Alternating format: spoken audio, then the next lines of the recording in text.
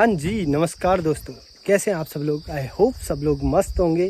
और आज गला बैठा बैठा सा लग रहा है यार। तो भागवत का आज कौन सा दिन है रे? आज लास्ट, आज नवा दिन आखिरी है। नवा दिन है, आखिरी नहीं है। आखिरी कल होगा, हवन वगैरह कल होगा। हवन। तो फिर से पाली गांव पहुंच चुके हैं। आज नवा दिन है भागवत कथा का। तो थोड़ी देर में दिखाते हैं आपको। आज रास्ते से शूट वगैरह नहीं किया, मैंने कहा यहीं से करते हैं आज। तो ये राहुल भाई के साथ हम फिर से पहुंच चुके हैं पाली गांव। पाली में था ऋषभ पंत का घर। याद है। आज गाड़ियां भी बहुत सारी लगी हैं यार यहाँ। जा रहे हैं शायद। दोस्तों एक बढ़िया चीज़ मिल गई, देखो इस गाड़ी का नंबर देखो पहले 9205। और देखो हम अपनी स्कूटी से आए हैं और इसका नंबर देखो 9206। एक कदम आगे हैं राहुल। छन्दसामपि मङ्गलानां चकर्तारौ वन्दे वाणी विनायकौ।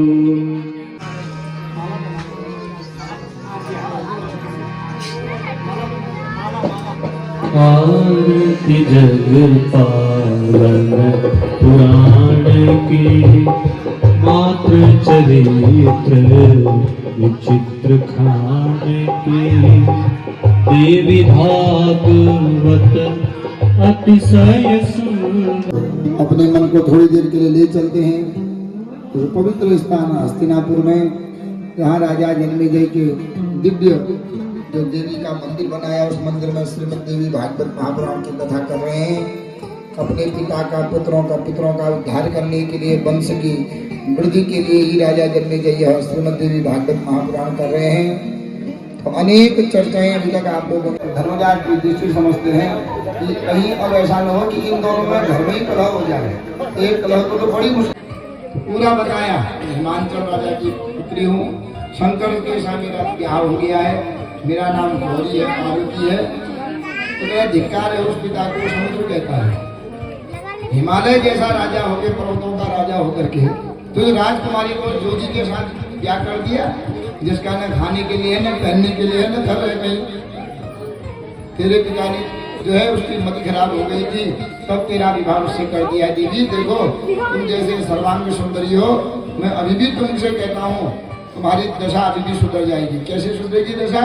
तो मेरे साथ विवाह करो, मेरे साथ विवाह करोगी, सोने से सरपीली कर दूं, रूप ऐसे ही मुड़वाएगी।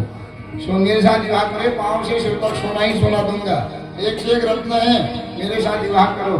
पार्वती कहते लज्जित नहीं, लज्जा नहीं है तुझे? दूसरे की स्त्री पर तो ऐसी नजर डाल रहा है। तो जब बहुत लोग देने लगा, अरे मेरे पास इतने रत्न है, ऐसा है वैसा है, तो पार्वती जब भयभीत हो गई, वहीं पर लोटा फेंक करके चप्पल बना के तोड़ा सांग लग गई कैलाश के जंगल। शिव जी मत धो कुछ बनिया सांग लग गई। शिव जी को की जो नान की प्यारे थे तब छवि लेके रह गए, क्या हाथ पड़ गया, क्या हुआ तुम्हारा? ऐसा हुआ। क्या हुआ? तू तो नहाने गई थी, क्या हुआ? मार्ग में कोई कुछ मिला क्या? कोई ब्याज आदि मिले, सब मिले, ब्याज मिले, क्या मिला? महाराज समुद्र में से ऐसा कहा। मैंने पहले ही कह दिया था तुमसे कि वो समुद्र पुरुष है, तो कभी भी स्त्री को पुरुष के दूसरे पुरुष के साथ में नहीं जाना चाहिए। तो इतना समझा दिया, लेकिन उसने तुम्हारे पर गलत दृष्टि डाली। देवी मैं उस समुद्र को नहीं छोड़ूंगा। तब शंकर जी ने श्राप दिया, तुझे घमंड किस चीज का? रत्नों का घमंड है ना तुझे। समय आने पर मैं श्राप देता हूँ, तेरे सारे रत्न जिससे बाहर निकल जाएंगे और ये मीठी नदियाँ तुझमें जाती हैं तो खारा बन जाएगा। पूर्वक एक दूसरे में गले में माला डाल दी, तो गंधर्व जी से विवाह हुआ और पाताल लोक में आकर के विधि पूर्वक यह रहने लगा। तो स्त्री पतिव्रती है, पतिव्रता है और बड़ा सुंदर भाव से जो है रहने लगा। अनेक प्रकार का आनंद हुआ और ऐसी शक्ति इसको मिल गई, इसने विचार किया कि मैं देवलोक पर युद्ध करता हूँ, क्योंकि जब तक मेरे पास कवच होगा, मेरी पत्नी जब तक पतिव्रता होगी, तब तक मुझे कोई मार नहीं सकता है। तो जा करके देवताओं से युद्ध करने लगा। इंद्र के साथ युद्ध किया, इंद्र का वज्र टूट गया, इंद्र भी भाग गया। वरुण देवता से युद्ध किया, वरुण देवता हार गए। यम के साथ युद्ध किया, यमराज का डंडा छीन लिया।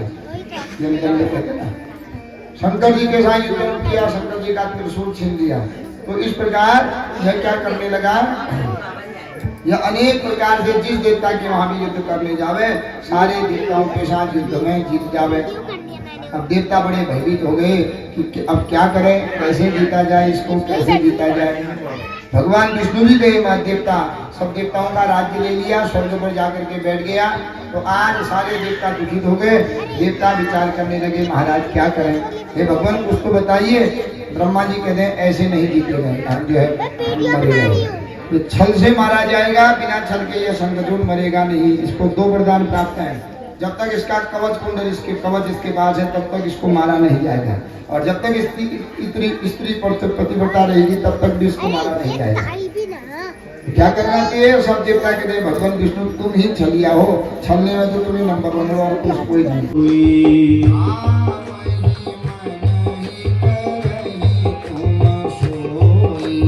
आवहि मन ही करहि तुम सोई,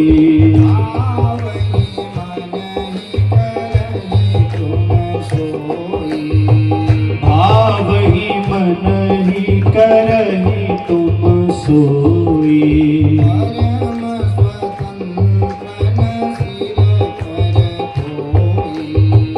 परम स्वतंत्र न सिर पर कोई। कलह वो कलह दूर हो जाता है। रोगी प्रमुच्यते रोगात्, बद्धो मुच्येत बंधनात्, भयान मुच्येत भीतस्थो, पापान मुच्येत पातकी। रोगी मनुष्य नित्य तुलसी का पूजन करने से रोग से दूर हो जाता है। बंधन में फंसे हुए प्राणी बंधन विमुक्त हो जाते हैं। जो अनेक प्रकार से भयभीत है वो भयभीत पुरुषों का भय छूट जाता है। तुलसीम पुष्पसारा च सतीम पूता मनोहराम, कृत पापे घमादाय जलधग्नि शिखो महा। भगवान विष्णु कहते हैं कि तुलसी क्या है, तुलसी हेम रूपांच रत्न रूपांच मंजरी, विष्णु पत्नी भव मोक्ष प्रदान तुभ्यम अर्पयामि हरि प्रिय। तुलसी हेम रूपा, हेम माने स्वर्ण, तो जो तुलसी के पत्ते हैं वो स्वर्ण के समान है। तो एक गोला भगवान विष्णु में सोना चढ़ाओ या एक तुलसी का पत्ता चढ़ाओ समान होता है। और एक मंजरी अगर भगवान विष्णु में चढ़ा देते हो नित्य तो रत्न चढ़ाने का फल मिलता है। देवताओं में जो स्वर्ण चढ़ाने का जो फल है वह एक तुलसी का पत्ता चढ़ाने से मिल जाता है। बड़े बड़े रत्न चढ़ाने से जो फल मिलता है, रत्न रूपा जो मंजरी, भगवत तुलसी की मंजरी है रत्न स्वरूप, तो रत्न से भगवान का पूजन करने से मंजरी से रत्न चढ़ाने का फल प्राप्त हो जाता है। और भव मोक्ष प्रदान तुभ्यम, भव से मोक्ष कराने वाली है। जो भवसागर में डूब रहा है, दुर्गति हो रही है, अनेक भवसागर तर नहीं पा रहा है और यही अनेक प्रकार से दुर्गतियां हो रही है, वह भी अगर नित्य भगवान को तुलसी चढ़ावे या भगवान विष्णु को मंजरी चढ़ावे, तुलसी का पूजन करे तो भव से मोक्ष करा करके वह समस्त पापों का शमन करके भगवान विष्णु के लोक की एकादशी। के बारे में बता रहे हैं कि सूरज के आगे कभी कूड़ा नहीं डालना चाहिए। सूरज आ रहा है, सूरज को देख करके कभी कूड़ा न डालें, सूर्य की ओर मुख करके कभी मलमूत्र नहीं त्यागना चाहिए, जल में कभी कुल्ला नहीं करना चाहिए। जो ऐसा करता है तो दूसरे दिन में गधा बन के बोझ उठाता है, गधा बोझ ही तो उठाता है। तो ये कर्म करने वाला वो अपने रानीवास में बैठी थी तो अपने कुछ मित्रों से बोल रही है, अपनी सखी के साथ बोल रही है। राजा को जरूरी काम था, राजा गया और राजा कहने लगा, अरे महादेवी कुछ काम है। जब राजा ने कहा देवी जरा इधर आओ कुछ काम है, तो वो कहती है राजा को देख करके, अरे आइए आइए मूर्ख राज, आइए आइए आइए। तो जब रानी ने अपनी सखियों के सामने राजा भोज को मूर्ख कह दिया, राजा भोज तो बड़ा विद्वान था, बड़ा तपस्वी था, तो राजा को बड़ा बुरा लगा कि आज मेरे पत्नी ने अपने सखियों के सामने मुझे मूर्ख कह दिया है, तो ये जो दासियां मेरी क्या इज्जत करेंगी। तो राजा को बड़ा दुख हुआ कि मेरी पत्नी ने मुझे मूर्ख क्यों कहा, पत्नी से नहीं कहा तुमने मूर्ख क्यों कहा। बड़ा दुख हुआ, रात भर नींद नहीं आई। दूसरे दिन सैनिकों से कहा जाओ विद्वत संगोष्ठी कराते हैं, शहर के जितने भी हमारे नगर के विद्वान हैं सारे विद्वानों को बुलाओ और उनसे कहो कि राजा भोज के वहां कोई मंत्रणा हो रही है या कोई सभा लग रही है विद्वानों की, आओ। तो सारे तो जब राजा भोज का ऑर्डर मिला, आदेश है, सब आने लगे। तो राजा भोज जिस कक्ष में हॉल में जो है मीटिंग हो रही है, सभा हो रही है, उसके द्वार पर खड़ा हो गया और जो भी आ रहा है राजा बन कर है, प्रणाम, आइए मूर्खराज, आइए मूर्खराज, आइए मूर्खराज। विद्वानों को बड़ा बुरा लगा कि कल तक राजा तो विद्वानों की पूजा करता था और आज यही राजा भोज की मति क्या पलट गई है कि आज हमसे मूर्खराज कर रहा है, मूर्खराज कर रहा है। अब राजा भी ज्ञानी था। भोज बहुत किस्से हैं राजा भोज और कालिदास के, पुस्तक में की है, सुनना बड़ा अच्छे अच्छे जो है चुटकुले हैं उसमें। तो राजा भोज ने जब सभी पंडितों को कहा आइए मूर्खराज, आइए मूर्खराज, राजा तो ज्ञानी था तो साधारण पंडित तो बोल नहीं पाए। अंत में जब कालिदास आया तो कालिदास से भी कहा आइए मूर्ख शिरोमणि मूर्खराज, कालिदास आइए। तो कालिदास ने तुरंत बोल दिया महाराज मूर्ख के केवल 5-6 लक्षण होते हैं, तो तुमने मुझे क्यों मूर्ख कहा? तो कालिदास कहता है क्या है मूर्ख के लक्षण? भोज कहता है तो कालिदास कहते हैं कि गच्छन्न खादामि हसन्न जल्पे गतम न सोचामि कृतम न मन्ये द्वाभ्याम तृतीयो न भवामि राजन् किम कारणं भोष भवामि मूर्खः। गच्छन्न खादामि, मैं कभी चलते चलते खाता नहीं हूँ, एक जगह बैठ करके आराम से खाता हूँ। जो चलता भी रहता है खाता भी रहता है वो मूर्ख है। और हसन जल पे, खाते समय में कभी हंसता नहीं हूँ, बोलता नहीं हूँ, क्योंकि खाते समय जो बोलता है वो मूर्ख है। आदमी खाते ना, खाते रहेंगे खिची खिची कराओ, खपा चुट्ठा दूसरा ध्यान में नहीं जाए। मूर्ख मौन होकर के खाओ, तो इसलिए मौने न भुंजीता कह रखा है। संध्या के समय में, जप के समय में, पूजा आदि जप के समय में, भोजन के समय में, मल मूत्र त्याग के समय में मौन रहो, उसमें बोलो मत। तो खाते समय क्या है?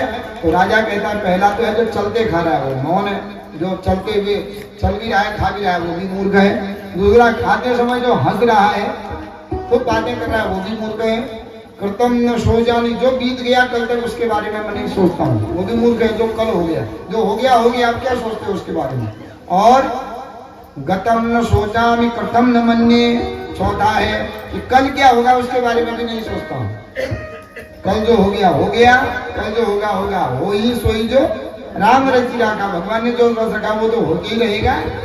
हम सोचेंगे भोली छोली सब कुछ नहीं, तो हम दुखी है क्या? फिर कोनो दुखी पे हम दुखी क्या करे? भगवान ने थोड़ी दुखी किया। भगवान तो हमको पवित्र भेजता है ना माँ के गर्भ में। जब बालक आता है माँ के गर्भ में तो अपने पराये का भी बोध नहीं होता। जब जन्म लेता है मेरा कौन है पराया कौन है बोध नहीं, निर्मल होता है वो। तो निर्मल होकर के गर्भ में निर्मल है, कोई मैला नहीं है उसके मन में, तब तो गर्भ में ही भगवत की प्राप्ति हो जाती है। अब बाहर आकर के उसमें मैल लग जाता है, माया पकड़ लेती है, तेरा मेरा हो जाता है, लोभ में फंस जाता है, काम क्रोध में फंस गया, बैर होने लगा, तो लग गए ये मैल, तो मैल लग गए हैं। तो मैं जहाँ मैल हो गया तो भगवान थोड़ी आते हो, क्योंकि भगवान कहते निर्मल मन जन सो मोहि पावा, मोहि कपट छल चित्र बाबा, निर्मल हो जाओ। तो निर्मल माने की क्यों?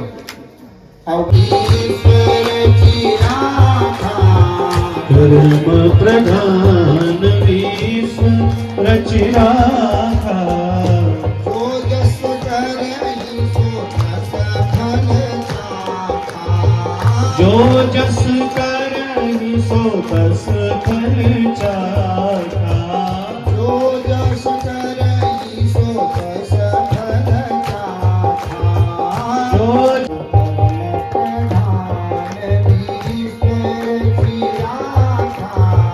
कर्म प्रधान विष रचि राखा,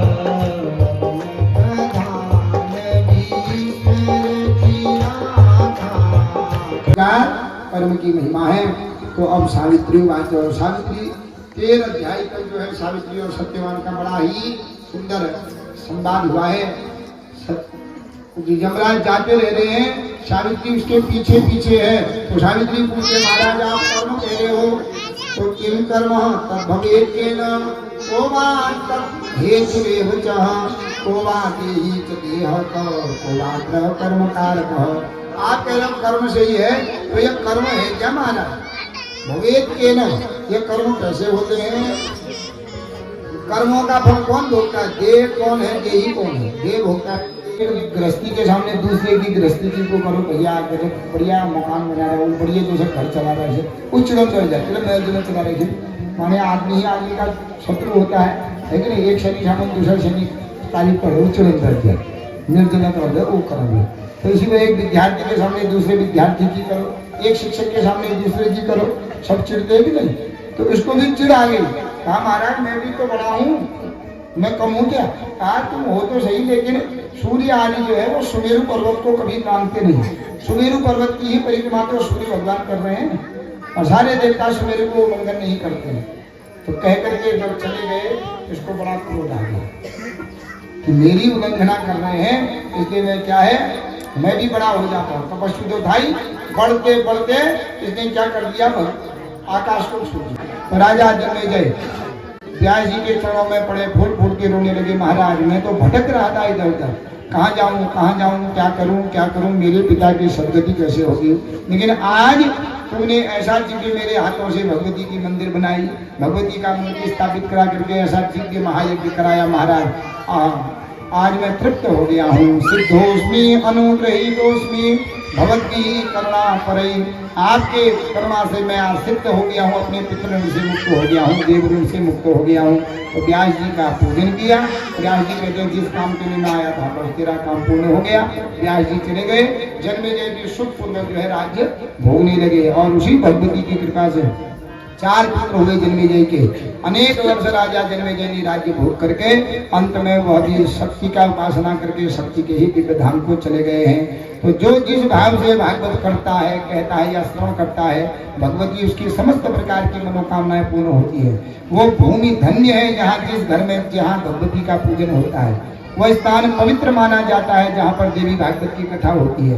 वो मनुष्य साक्षात नर नहीं नारायण होता है जो भगवती का उपासक है, भगवती की कथा को श्रवण करता है, कहता है या भगवती का नित्य पूजन होता है। नर के रूप में नारायण ही कहा गया है। इस भागवत को करने मात्र से समस्त प्रकार के जो देव बाधा, पितृ बाधा, ग्राम्य बाधा, यंत्र मंत्र तंत्र की बाधाएं हैं, समस्त बाधाएं दूर हो जाती हैं। पुत्रहीन को पुत्र की प्राप्ति होती है। कुल को बढ़ाने वाला यह देवी भागवत है। पितरों को मोक्ष भी मिलता है, कुल की वृद्धि भी होती है, घर परिवार में सुख शांति की भी वृद्धि होती है। तो इस प्रकार संपूर्ण देवी भागवत की महिमा सुनी है। बोलिए आदि शक्ति भगवती मैया की।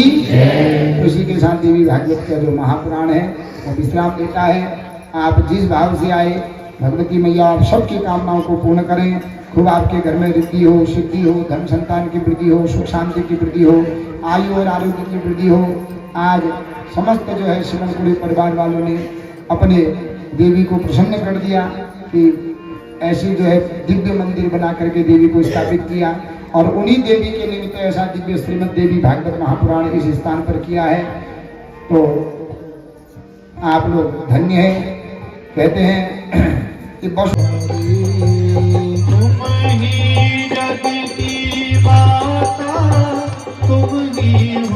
भरता मैया तुम ही हो भरता, भक्तन की दुख हरता, भक्तन की दुख हरता, सुख संपत्ति करता,